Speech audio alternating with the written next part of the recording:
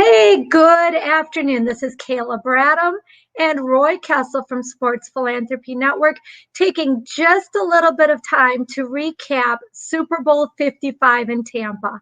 We're so excited that you can join us as we go over all of the amazing events that athletes and organizations use during that week to create hope and possibility through sports. Roy, what was your favorite memory of the week of Super Bowl?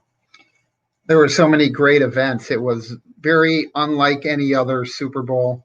Certainly a lot less people in town, a lot less parties, but that gave us an opportunity to really run around the Tampa community and see the great work that was supported by the NFL, by the Tampa Bay Buccaneers, and by so many organizations in Tampa.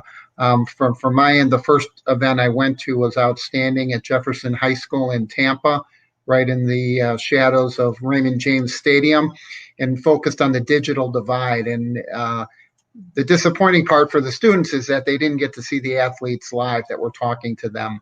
But there was a great panel over Zoom, and the students asked a lot of questions and were very engaged in learning about how they can help overcome the issues relating to the digital divide. And one of the great gifts for them at the end was they got a great pair of Bose headphones. And some of the teachers were jealous and tried to see if they could sneak out of the room with a set of headphones as well. And then I know you had a great experience for the first event that you had a chance to go to during the week at the Air Force Base. Yeah, so first of all, shout out to Bose for making a difference in creating hope and possibility through sports.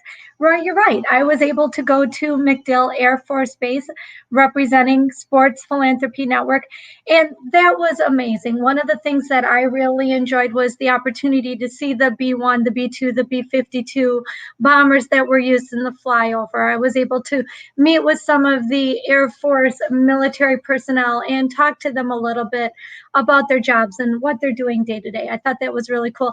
Also got to see the attack dog and how things like a security breach might be handled at the Super Bowl, as well as the search and evacuate team. So that was really cool. Shout out to Chris Carter and Martine Gramatica. Salute to service on behalf of the NFL. Thank you both for being there, for being humble, for being real and being authentic. That was definitely a highlight for me. They do so many great things through the Air Force, and certainly the military is a big supporter of a lot of the initiative in sports philanthropy around the communities. After that event, we had a chance to go to a community garden and work with some kids building little boxes to grow vegetables. Unfortunately, my group all wanted to grow tomatoes, which is not my favorite, but we helped them build these boxes, and the kids were really engaged, having the opportunity to see hydroponic plants and operations on how they could do that in their community. So I got to be honest with you and tell you, as you know, that was one of my favorite events. Shout out to the little sisters that I was able to work with, Bridget and Violet, and their little brother, ironically, who you got to work with, Dominic. Folks, what was so cool about this is, number one, the give back from the NFL to reaching kids in the community. There's a lot of glamorization of the Super Bowl, and it looks like it's just some big schwindiggy celebrity event. But as we were there, we saw that Tampa Bay is a community very similar to Chicago, very similar to Milwaukee, very similar to a lot of communities throughout the United States.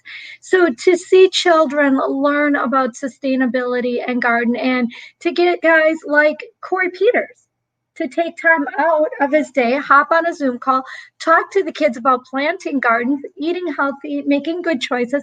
I thought that was huge. But the best part was, to me, Brigitte, Violet, and Dominic all recently came to the United States from Honduras. And to give these children the opportunity to use our phone to call their mom, to leave a message, to say, Mommy, I just spoke to an athlete from the NFL, and he asked me what's my favorite vegetable.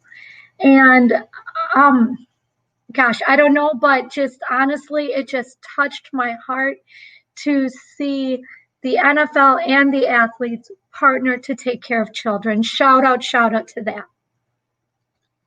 But it was a great event, and you could tell that the kids were really engaged because they're doing something with their hands. They're active. They're not just sitting there listening to people talking at them or presenting on Zoom. They were really building and hammering and uh, putting the plants together. So it was a great opportunity for them. From there, we ended up going over to St. Petersburg, where they were holding an event for an organization called Feed Tampa Bay, and they were serving 2,000 meals. It was quite an operation there. The cars were lined up around the streets of the area. And I know you had some great insight into some Yeah. ideas that the NFL could have implemented and really made a difference for that event. Yeah. So I want to preface it by saying, by and large, overall, the city of Tampa Bay did an amazing job. And we'll touch on that in a little bit if you don't mind. This was the one event that, if I'm completely transparent, Roy, I was a little bit disappointed in. And I'll tell our listeners why. This was sponsored by the Dairy Council. It was also sponsored by Campbell's Soup.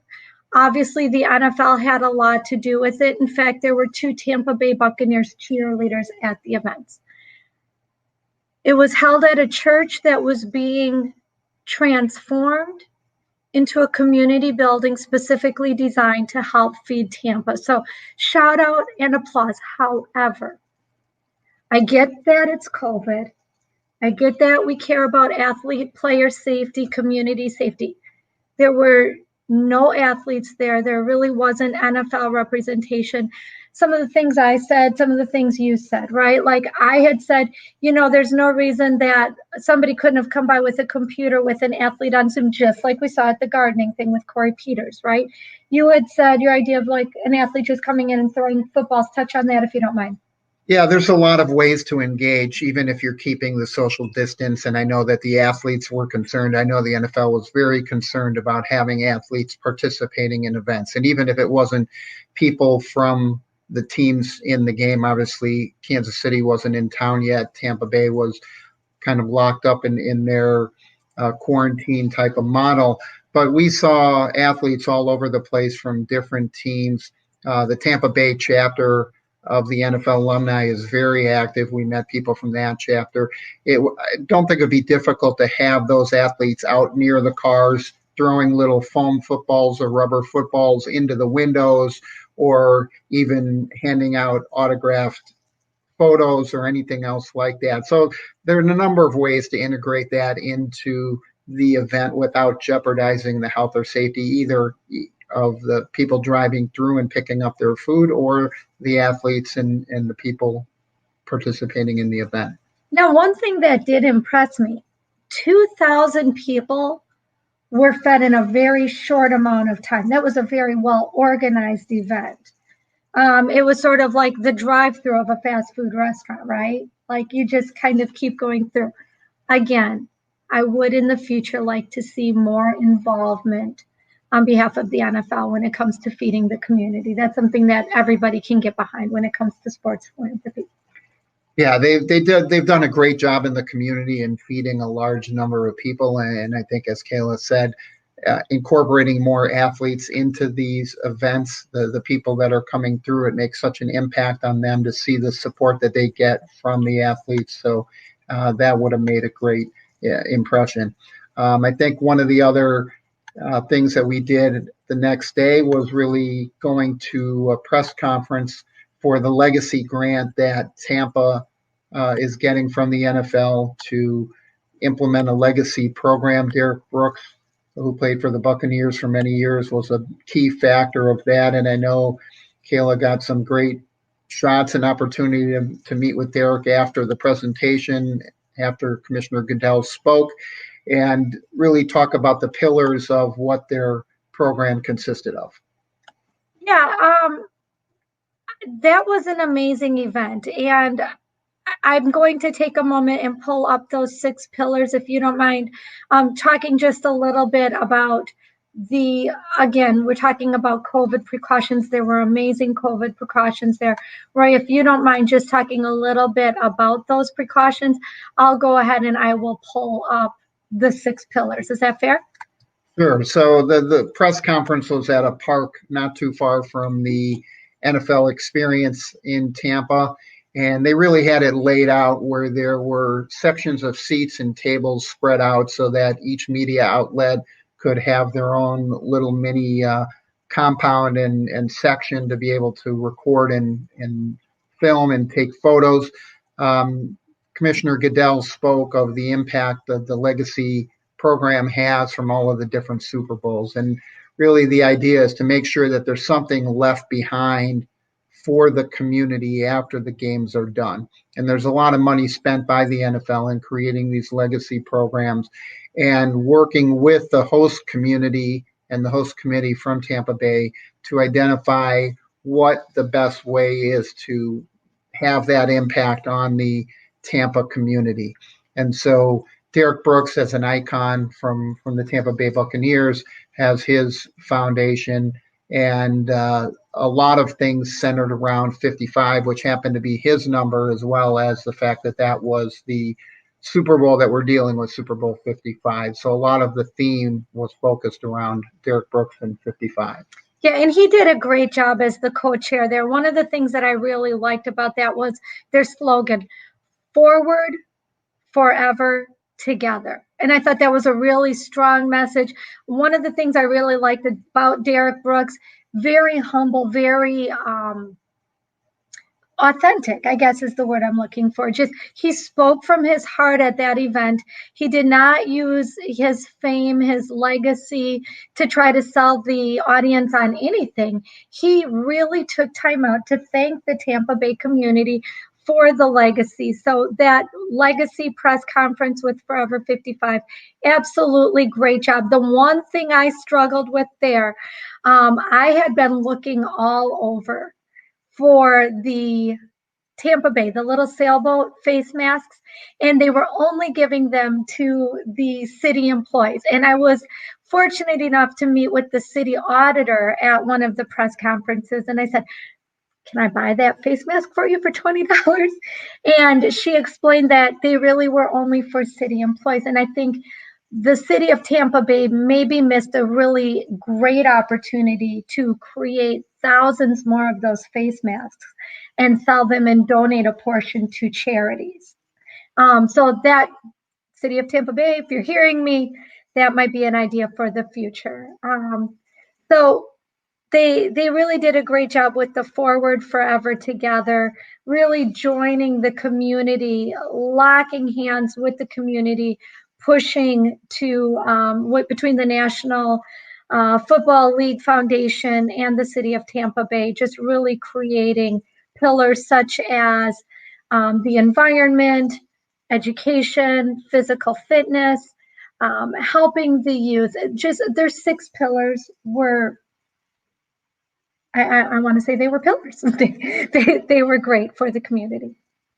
And I think what was really meaningful there is you see that the community really rallied behind the Super Bowl. Obviously, they weren't able to host the scale of events that are typically held in a Super Bowl week. And so the crowds weren't in the same existence as you had during Super Bowl week in a normal environment. But everywhere we went, the people in Tampa Bay were fantastic. From the police force to the security officers to the people that were volunteering at the NFL Experience, everywhere that we went, the atmosphere and attitude of all of the volunteers and staff was just terrific. Tampa Bay did a great job putting on the event. Yeah, one of the things that I notice about that is just like they used in their Feeding America campaign, one of the slogans was, "It takes all of us." And I guess I would use that for the way that the NFL, the foundations, the charities, the organizations really took an approach to hosting Super Bowl 55, right? Was it takes all of us. So here's a really good example. Roy and I were going through security multiple times to get into the media center. They'd always separate us to get us through the lines quicker. And it sort of turned into a race of who could get one of us through the lines faster. And it became who can get into the media center before the other person. And it certainly, I think, made going to work fun for these people who had an opportunity to gain a little extra income. And that's why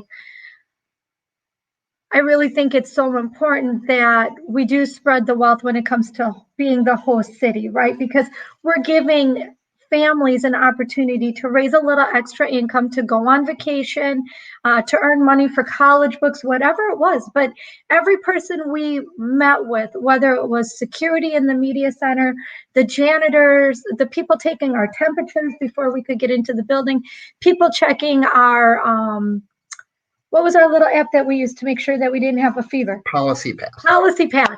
Whatever we did, the service that we received from any employee was truly top notch. Remember the night we had the two ladies who were standing outside of the bathrooms, talked to us for 20 minutes and just really sharing their story with us?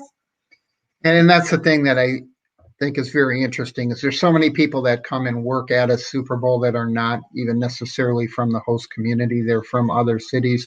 They've had experience working at the Super Bowl and other major sporting events. And so you get a lot of different perspectives from people and what their background has been. And it's interesting to see their thoughts on the host city because they've done this in Atlanta, in Miami, in Dallas. So there's a lot of areas that they've worked at, and everybody had great experience in Tampa. I think for me, one of the events that I always enjoy the most when we go through the Super Bowl week is going to the NFL experience. It's a fan event, as it's designed to be a fan event, but it's one of the few things that the average person can get into. This year, they weren't charging for the NFL experience, which was a nice change. Thumbs up to the NFL for doing that. I think it's something would be great to see if that could be sponsored every year, to let the average fan go in and have that opportunity. And to watch the little kids, I think of myself when I would have been 7, 8, 9, 10 years old, to be able to go to an event like that and run around and see all the team helmets and all of the banners and the My Cause, My Cleats and all of the different videos and images and everything that are going on, the Super Bowl rings, the Lombardi Trophy.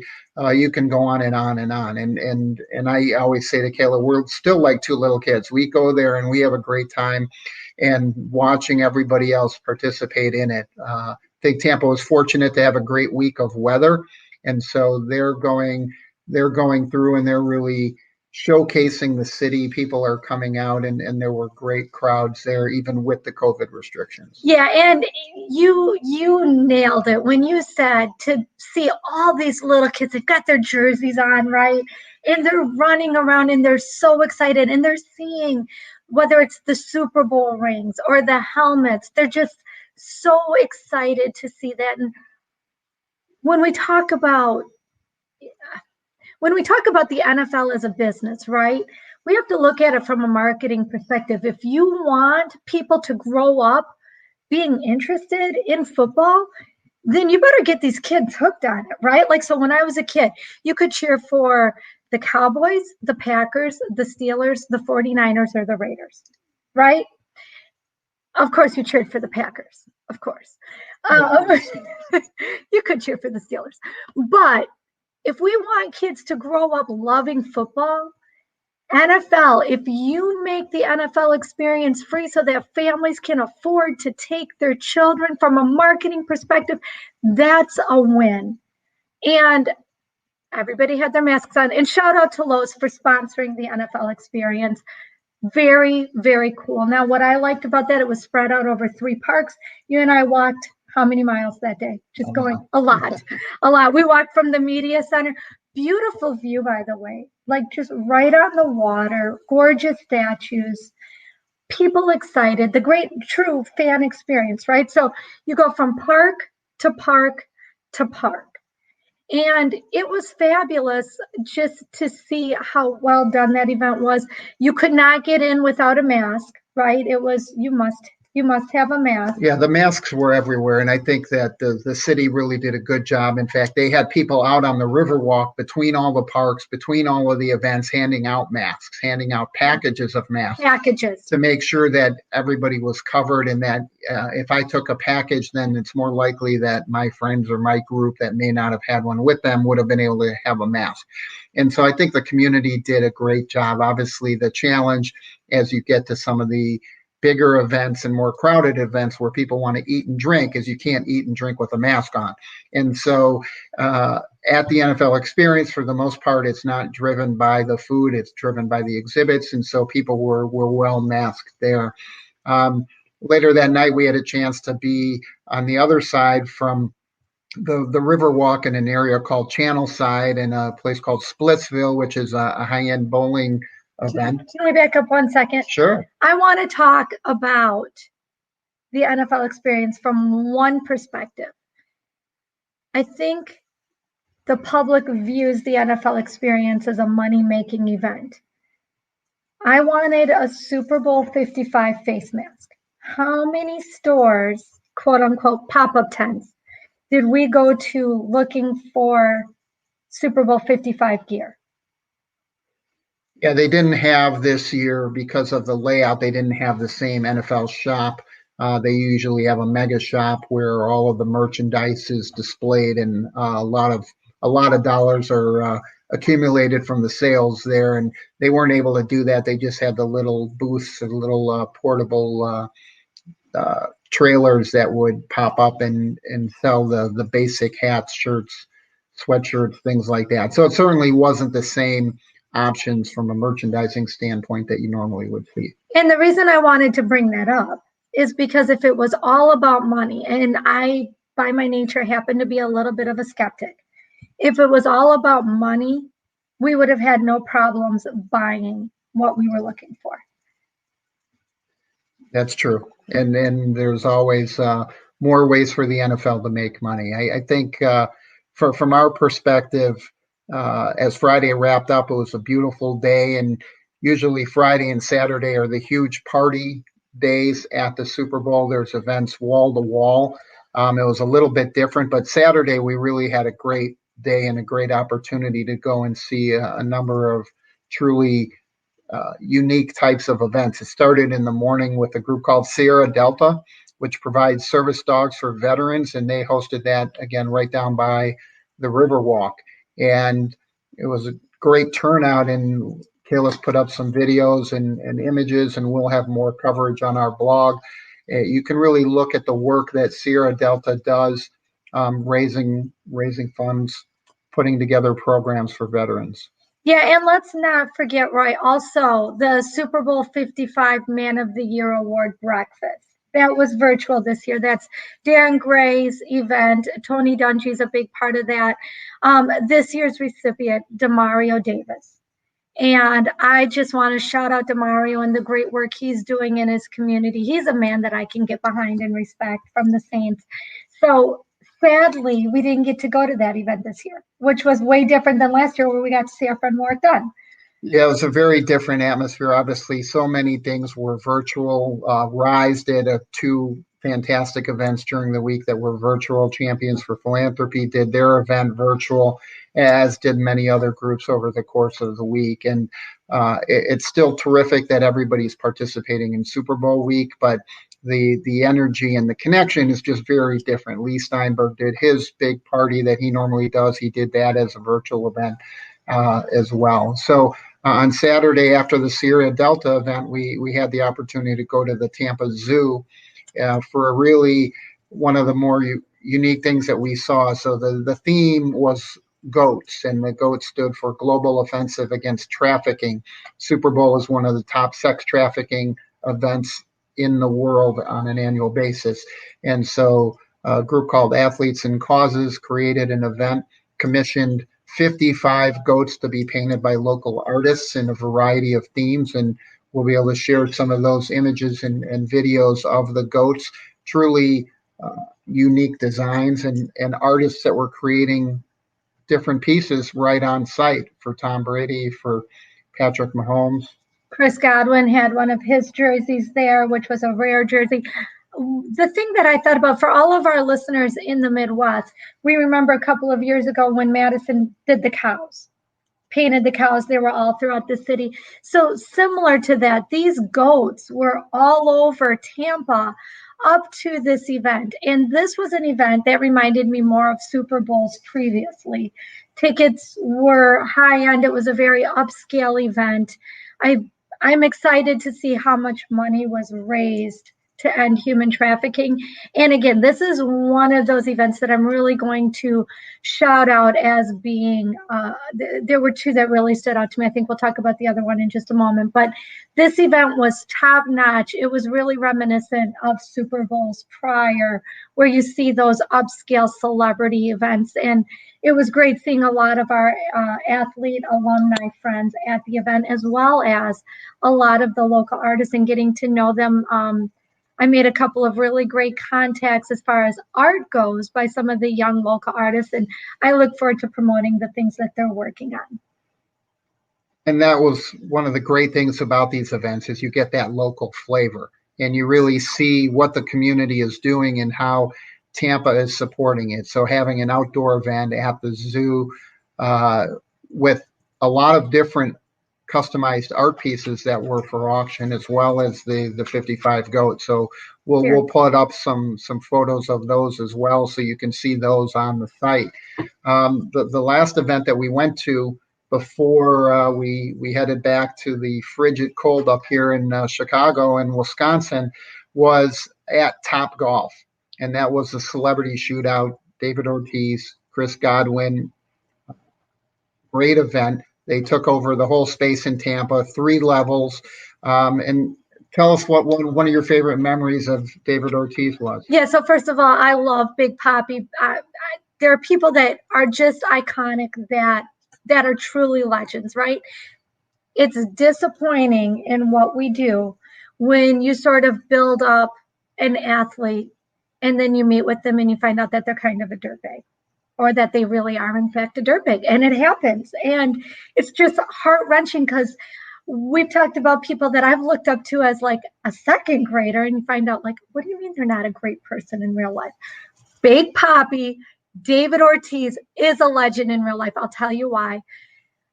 Just a few feet away from us, a lady had tripped on the little platform of an umbrella, like 1 inch high.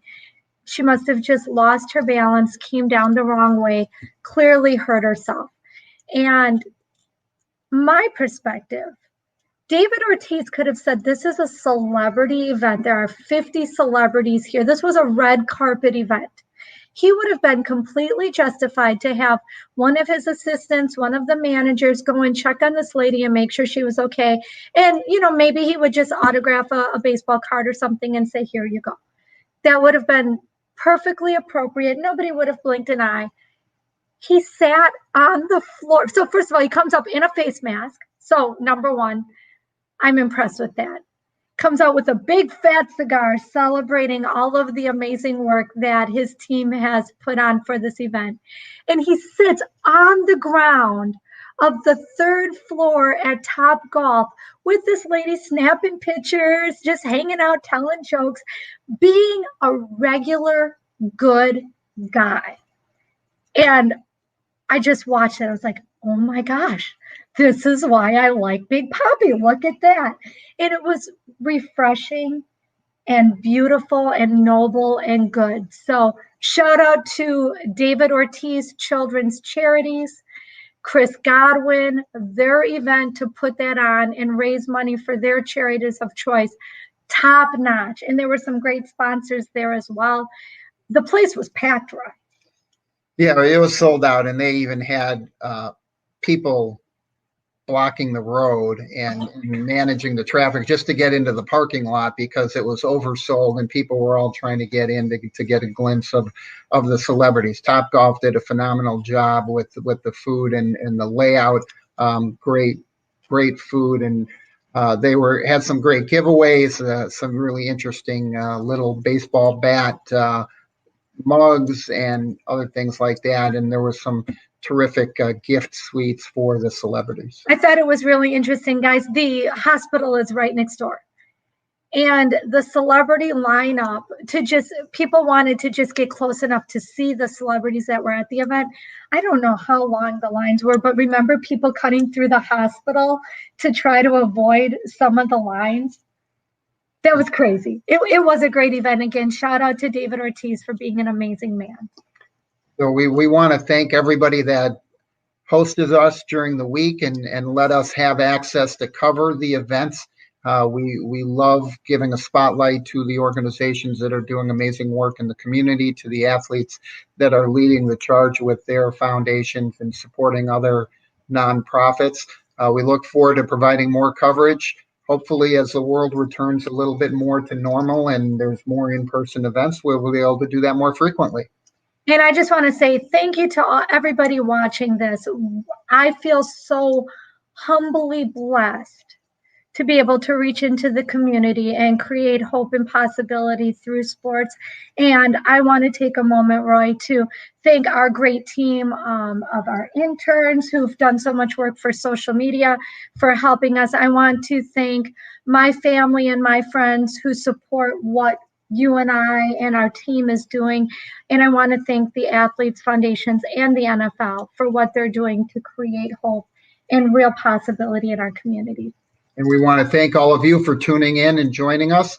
We hope you'll continue to watch our podcasts, the Sports Philanthropy podcast, which comes out Tuesdays and Thursdays, and Kayla's Legacy After the Locker Room that comes out on Saturdays. We know you'll see some interesting stories. You'll get to meet some great athletes, and you'll get to hear incredible work being done in the communities. And we'd be remiss not to shout out Stables Media and the work that they do to help us get the word out. So also thank you to Stables Media. Have a great day. Bye, everyone.